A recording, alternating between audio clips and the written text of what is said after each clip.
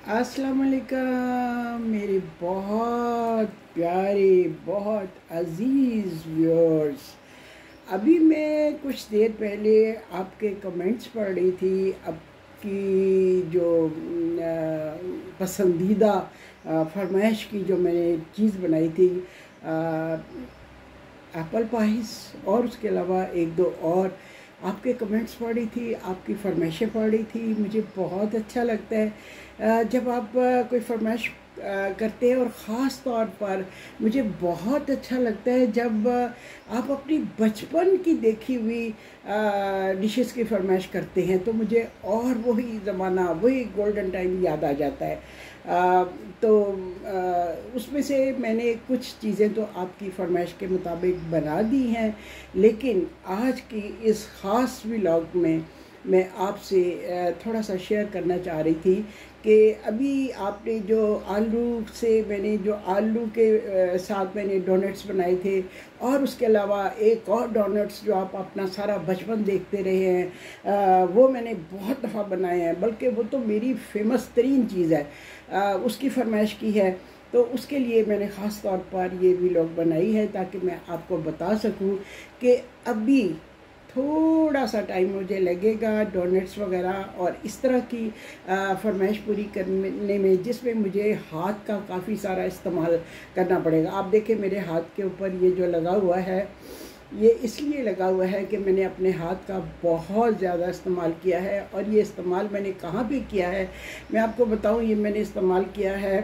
Painting में। Lockdown के दिनों में जब लोग घर में बैठे बोर हो रहे थे और कुछ करने को नहीं था, मेरी दोस्तों के फ़ोन आते थे, क्या करें, बहुत बोरियत हो रही है, कहीं जाना नहीं, किसी का आना नहीं, टाइम नहीं गुजरता। तो मैं बड़ी हैरान होती थी। मैं उनको कहती थी मेरा तो टाइम माशाल्लाह टचवुड बहुत अच्छा गुजर रहा है, इसलिए कि मैंने लॉकडाउन के टाइम में 5 मुल्कों के 6 मुल्कों के बल्कि ट्रैवलॉग्स लिखे, और उसके अलावा किताबें पब्लिश होने के लिए दी, पब्लिशर के साथ कॉरेस्पॉन्डेंस, बातचीत, उनके लिए तस्वीरें रिलेटेड ढूंढना।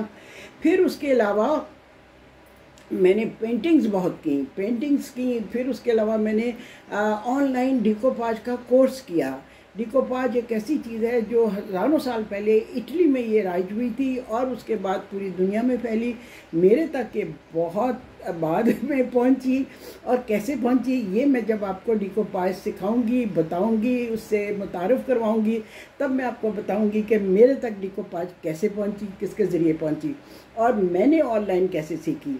और उसके बाद मैंने यूट्यूब चैनल शुरू किया, और उसके लिए मैंने 3 महीने का कोर्स किया यूट्यूब मास्टरी का। उसके सारे जो हैं प्रिंसिपल्स, उसके कवानीन, उसके सारे तरीके वो मैंने सारे जाने। और मैं चाहती थी कि मैं एडिटिंग वगैरह भी खुद करूं, लेकिन वो काफ़ी टाइम कंज्यूमिंग चीज़ है, और उसके लिए एक्सपर्ट हैंड्स होने बहुत ज़रूरी हैं। Then my husband told me कि why don't you pay and get the things done. लिहाजा मेरे पास एक टीम है जो मैं प्रोग्राम बनाती हूँ कुकिंग के, वो उसको एडिट करती है और आप तक पहुँचाती है। लेकिन इस तरह की व्लॉग्स तो मैं जैसे ही मैं उसको रिकॉर्ड करती हूँ, मैं आप तक डायरेक्ट पहुंचा देती हूँ। तो मैं आपको अपना हाथ इसलिए दिखाना चाह रही थी कि अभी कुछ अर्सा मैं आपको डोनट वगैरह नहीं बताऊंगी, लेकिन आपकी फरमाइश पर मैं कोल्ड केक बना चुकी हूँ। एक और बहुत ही मज़ेदार चीज़ है शौचेज़ा, यानी आप उसको कह सकते हैं चाइनीज़ पकौड़े। चाइनीज़ पकौड़े कहना तो नहीं चाहिए, लेकिन मैं आपको आसान ज़बान में बता रही हूँ, चाइनीज़ पकौड़े आप कह दें। बहुत ही मज़ेदार हैं वो, आप देखेंगे। ये सारे प्रोग्राम मैं बना चुकी हूँ, जो वो एडिट होते जाएंगे वो आप अपलोड होते जाएंगे और आपको मिलते जाएंगे। लेकिन जो नई आपकी फरमाइशें हैं, जैसे डोनट्स हैं और कुछ इस तरह की चीज़ें हैं जिसमें हाथ का काफ़ी ज़्यादा इस्तेमाल है, वो मैं नहीं कर पाऊँगी, क्योंकि मैंने इतना ज़्यादा इस हाथ का इस्तेमाल किया है कि मेरी ये जो यहाँ पे कोई नर्व है वो दब गई है, जिसके लिए डॉक्टर ने कहा है कि मुझे ना सिर्फ ये ग्लव पहने रखना है, बल्कि मुझे अपने हाथ को रेस्ट भी देना है। तो लिहाजा कुकिंग की हद तक तो ठीक है, लेकिन जहाँ मलना और बेलना और इस तरह की चीज़ें हों, उसके लिए मुझे थोड़ा सा अपने हाथ को, बाजू को रेस्ट देना है।